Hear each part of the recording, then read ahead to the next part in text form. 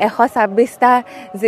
যিহেতু কনষ্টিটুৱেঞ্চি আছে তেনেহ'লে যদি তাৰ কেইটামানকো নৱপ্ৰজন্মক দিয়ে তেনেহ'লে মানুহো ভাল পাব আৰু আপুনি বিহাৰৰ সফলতা দেখিছে বিজেপিৰ আৰু তাতেও নৱপ্ৰজন্মক আগবঢ়াইছে বহুতসকলে মই ভাবোঁ যে যেতিয়াবা বাংলাদেশী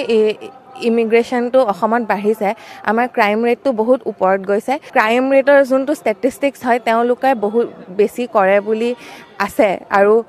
মষ্টলি ইমিগ্ৰেশ্যন মানুহবিলাকেই কৰে চ' সেইকাৰণে মই ভাবোঁ যে সেইটো এটা ৰিলিজনৰ লগত ৰিলেট হৈ গৈছে কিন্তু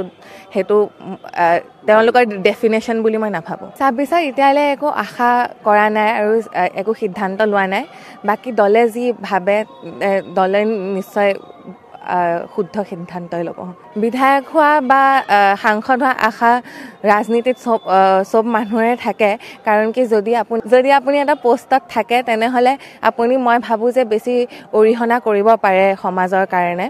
সেইকাৰণে মই ভাবোঁ যে আশাটো চবৰে থাকে chief minister doctor Himanta Biswa ডাঙৰীয়াইতো কৈছে যে নৱপ্ৰজন্ম আৰু মহিলাক এইবাৰ আগবঢ়াব সেইটো মই বহুত ভাল সিদ্ধান্ত বুলি ভাবোঁ কাৰণ কি আমাৰ পঢ়া শুনা আমাৰ কাম কাজৰ অভিজ্ঞতাৰে মই ভাবোঁ যে আমি সমাজৰ আধুনিক সমাধান কৰিব পাৰিম বুলি আৰু যদি মহিলা আৰু নৱপ্ৰজন্মৰ ৰেপ্ৰেজেণ্টেটিভ থাকে নীতি নিধানত তেনেহ'লে মানুহে বেছি আমাৰ লগত ৰিলেট কৰিব পাৰিব আৰু আমাৰ ভিজনটো আগবাঢ়িব জ্যেষ্ঠসকলতো বিজেপিত বহুত আছে আৰু মই ভাবোঁ তেওঁলোকক বঞ্চিত নকৰে আৰু 126টা যিহেতু কনষ্টিটুৱেঞ্চি আছে তেনেহ'লে যদি তাৰ কেইটামানকো নৱপ্ৰজন্মক দিয়ে তেনেহ'লে মানুহো ভাল পাব আৰু আপুনি বিহাৰৰ সফলতা দেখিছে বিজেপিৰ আৰু তাতেও নৱপ্ৰজন্মক আগবঢ়াইছে বহুতসকলে উচিত বুলি ভাবোঁ আৰু এটা কথা মানে মানুহে ৰিটায়াৰমেণ্টটো বহুত টানকৈ লয় কিন্তু ৰিটায়াৰমেণ্টটো মানুহে একচেপ্ট কৰিব লাগিব আৰু নতুন প্ৰজন্মক আগবঢ়ালেহে তেওঁলোক আগবাঢ়িব আৰু আমাক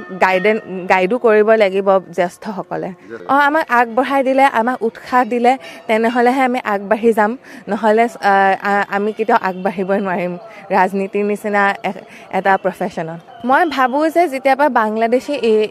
ইমিগ্ৰেশ্যনটো অসমত বাঢ়িছে আমাৰ ক্ৰাইম ৰেটটো বহুত ওপৰত গৈছে আৰু এইটো অকল আমাৰ নহয় আমেৰিকাতো প্ৰেছিডেণ্ট ডনাল্ড ট্ৰাম্পেও ছেইম বস্তুটোৱে কৰি আছে কিন্তু তেওঁকো সমালোচনা কৰিছে কিন্তু সেইটোতো আপুনি ষ্ট্ৰং ষ্টেপ ল'বই লাগিব নহ'লে আমাৰ যোনটো অসমখন আগতে যেনেকুৱা পিচফুল আছিলে তেনেকুৱাটো আমি ঘূৰাই পাব লাগিব আৰু মই ভাবোঁ যে হিমন্ত বিশ্ব ডাঙৰীয়াইহে কৰিব পাৰিব এইটো কাম মানে যোনটো ইমিগ্ৰেশ্যন ইছ্যুটো ছল্ভ কৰিব পাৰিব বুলি কেৱল তেওঁ পাৰিব বুলি ভাবোঁ কাৰণ কি তেওঁ বহুত কৰ্মী হয় আৰু তেওঁ বহুত শক্তিশালীও হয় আৰু যদি তেওঁ নোৱাৰে আৰু কোনে কৰিব তেনেকুৱা এটা ৰিলিজনৰ লগত অপৰাধীটো ৰিলেট নহয় কিন্তু ক্ৰাইম ৰেটৰ যোনটো ষ্টেটিষ্টিক্স হয় তেওঁলোকে বহুত বেছি কৰে বুলি আছে আৰু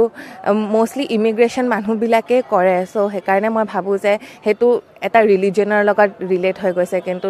সেইটো তেওঁলোকৰ ডেফিনেশ্যন বুলি মই নাভাবোঁ আমি এখন লোকতন্ত্ৰত আছোঁ আৰু যদি আমাৰ অপজিশ্যনটো ষ্ট্ৰং নহয় তেনেহ'লে ৰুলিং পাৰ্টিও ভালকৈ কাম কৰিব নোৱাৰিব মই ভাবোঁ গৌৰৱ গগৈ নিজৰ জেগাত ঠিকে আছে কিন্তু মুখ্যমন্ত্ৰী ডাঙৰীয়াই বহুত ভাল কাম কৰিছে অসমত আৰু মই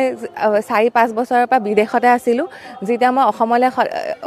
অলপমান মানে 2 বছৰমান পিছত ঘূৰি অহা হয় সদায় আৰু মই সদায় এটা সলনি দেখোঁ মানে গুৱাহাটীত হওক বা বেলেগ জেগাতে হওক এটা সলনি দেখা যায় সেইকাৰণে মই ভাবোঁ যে তেওঁক হৰুৱাটো বহুত এতিয়া কঠিন হ'ব হয়